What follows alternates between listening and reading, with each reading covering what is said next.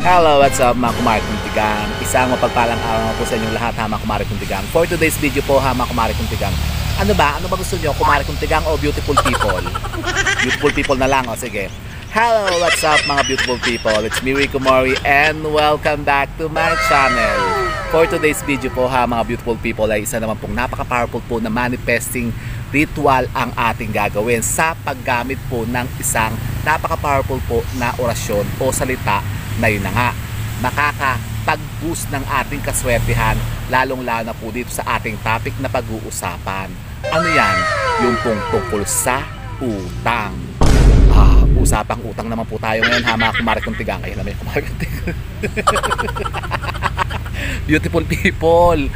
So yun po ha mga beautiful people. Kayo po baga ay may mga pagkakautang o kayo po baga ay may mga pinautang tapos kayo po baga hindi na binabayaran. Naku, alam niyo po ba ha mga beautiful people, medyo lumang usapin na kasi yan, yung mga ganyan na mangungutang na hindi marunong magbayad.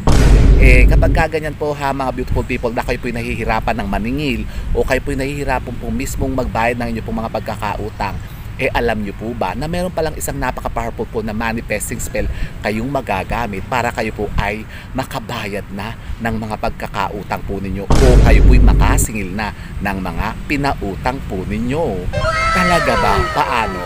Yun na nga po ha mga beautiful people, yan po ang pag-uusapan natin ngayon. Kaya kung gusto nyong malaman kung ano po itong isang napaka-powerful po na manifesting spell na ito na magagamit nyo po para kayo po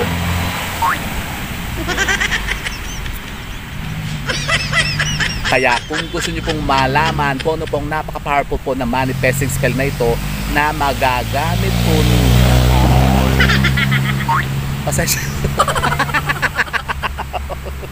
pasensya na po kayo ha mga beautiful people kasi ako po nagpapahilahilaw naman po dito sa may Freedom Park dito po sa may Bakersfield, California dito sa UPLB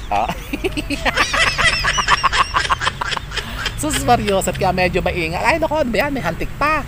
Naku, Sus Mariosep. Marami pang hantik dito, Sus Mariosep. So yun na nga po ha mga beautiful people. Kaya kung gusto nyo pong malaman kung ano po itong isang napaka-powerful po na manifesting spell na ito para tayo po ay makapaningil na ng ating mga pautang at para tayo po ay makapagbayad ng ating mga utang ay panoorin nyo lamang po ang video kong ito. Siya, go mga kumare kong tigang. Ay, beautiful people pala. Darna! Darna!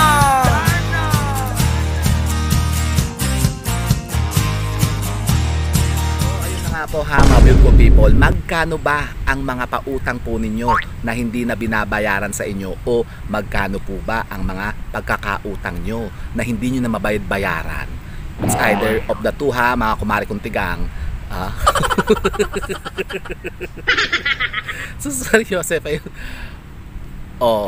Alin doon sa dalawa, kayo po baga ang may mga pagkakautang o kayo yung may mga pautang na hindi na binabayaran? Mas maganda naman tayo kayo yung may pautang di ba? Kaysa kayo yung nakulubog na lubog sa utang tapos kayo po hindi na makabayad-bayad. Kaya lang medyo buwisit din kasi pagka ganyan kapag kayo po maraming pautang tapos kayo po hindi na binabayaran. Aba, lintek. Kabay malulugi ka mga kumare kong tigang. Kapag ganyan na parang ayaw na kayong bayaran, parang inilista na lang sa tubig, di ba? Parang sinasabi na ilista mo na lang sa tubig.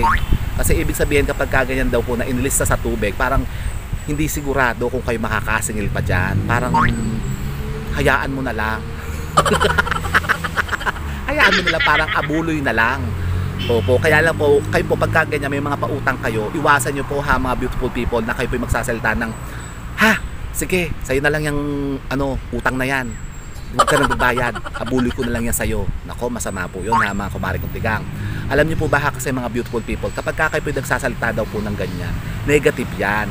Imbis na kayo po maka-attract nga ng positive energy para kayo po makabayad na at kayo makasingil na ng mga pagkakautang po ninyo, parang kayo daw po lalong bubusiti ng mga yan kapag ganyan. Lalo kayo hindi makakasingil, di negative yun. Kaya huwag niyo po sasabihin yan at huwag niyo ibubukas sa bibig niyo yan ha mga beautiful people. Yung sinasabi yun na sige sa'yo na lang yan, abuloy ko na lang yan sa'yo kasi baka mamaya kayo pa yung mauna. Doon sa sinabihan po ninyo nang sabihin niyo pag namatay ka, abuloy ko na yan sa'yo. Nako, napakasama naman nung kapag gano'n.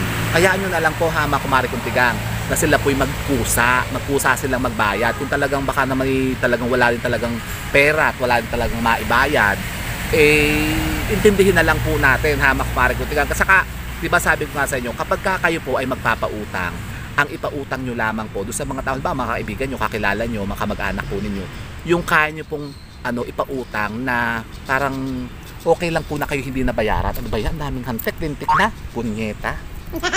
Ang daming pulang langgam. Ako po.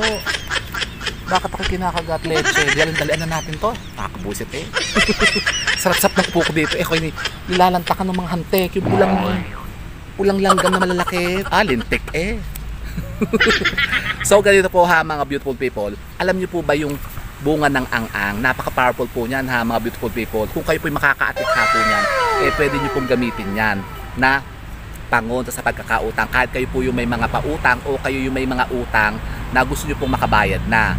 Ganito po, kayo kukuha lamang po ng isang bunga ng ang-ang na yun, tapos kukuha po kayo ng kapirasong papel, tapos isulat niyo po yung pangalan niyo doon, tapos yung pangalan ng tao na pinagkakautangan niyo o yung pangalan ng tao na may utang po sa inyo at kung magkano po yung amount ng pagkakautang nila, tapos isusulat niyo rin po yung birthday po nila, tapos ibubulungan nyo lamang po yun ng isang napaka-powerful po na manifesting spell na, ayan, susunod po dyan sa screen ha, mga kumare kong tiga, yung salitang asurakal.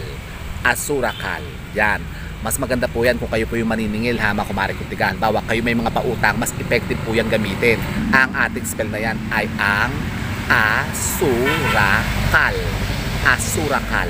Ayan po ha, mga beautiful people, isusunod po dyan sa ating screen ang manifesting spell na yan na gagamitin po ninyo. Isusulat nyo po dyan sa kapirasong papel para kayo po makapaningil na kasama po nung pangalan lahat yung amount kung magkano po ang inutang nila sa inyo. Ang salitang asurakal ang tutulong po sa inyo para kayo po makasingil na ng mga pagkakautang nila sa inyo. Yan po. Pagkatapos po, ayun po ibibiluto nyo lamang po ng 3 beses at yan po itatali nyo lamang po doon sa bunga ng ang-ang. Yan. Pagkatapos, yan po itatalian nyo lamang po ng kapirasong taling kulay itim, pwede po yung PC o sinulid. Pagkatapos, yan po 21 times yung pong bubulungan ulit ng salitang asurakal at magpetisyon kayo at mag-wish para kayo po yun na nga, bayaran na ng mga pagkakautang ng mga tao sa inyo. Ganito po ha, mga beautiful people.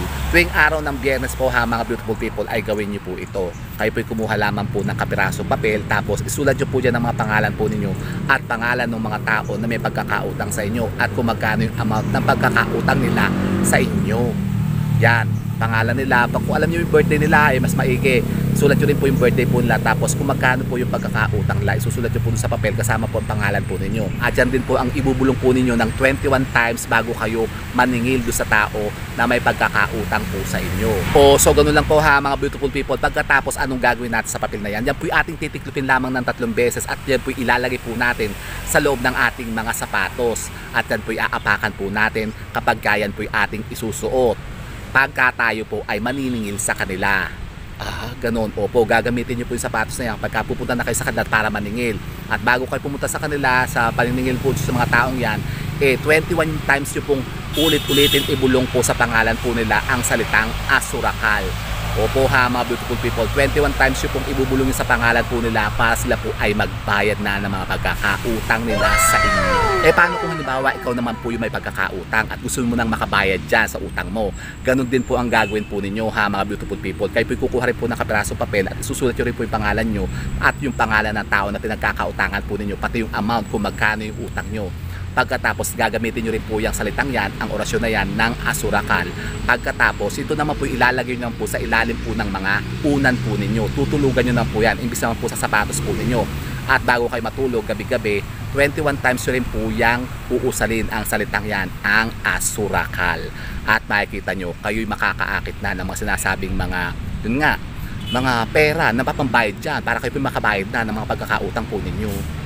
Tapos tigilan nyo yung pangutang para kayo makaaw na sa pagkakautang na yan. Leche, utak kasi kayo ng utak. So ganun lang po ha, mga kumare kong tigang, napakasimple.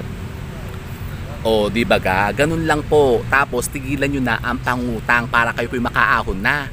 Para kayo mawala na ng utang. Nakos, Mariose, di ba kayo nanawa? na lagi na lang kayo sinisigil dyan ng mga pinagkakautangan nyo. Wala na kayong mukhang maiharap. Para na kayong mga baboy na nakatungong laging ganyan. Ganyan na ba kayo, ha, mga kumare kuntigan? Kayo umiiwas na kapag kayo nakasalubong yung mga pinagkakautangan po nyo, nagtatago kayo. Wala na kayong mukhang maiharap. Nako.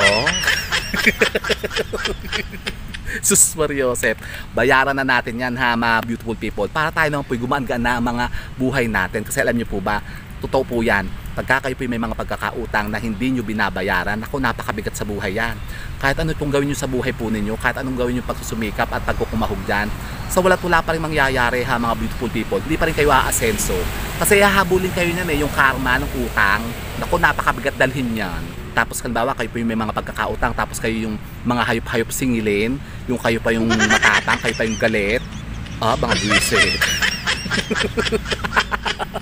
Wag pong ganon, ha, mga beautiful people. Makiusap kayo na magpakipag-usap kayo na sabihin nyo, paano ba, wala pa ako maibabayad sa'yo, mare. Baka sa susunod na buwan. Mangako na naman kayo. Okay po yun, ha, mga beautiful people. Mangako na lang kayo kung kailan kayo talaga magkakaroon ng pambayad. Kaysa naman kayo yung nakopuntik na. Kaysa naman kayo yung parang mga baboy na lang na hindi na makaroon. Lagi na kayo nakatungong ganyan. Kayo umiiwas sa mga maningil sa inyo. Di ba ga? So, yun po, ha, mga beautiful people. Subukan nyo po yan para kayo naman po maka-attract na ng mga positibong enerhiya na magbibigay sa inyo ng mga pambayad dyan sa mga pagkakautang nyo yan.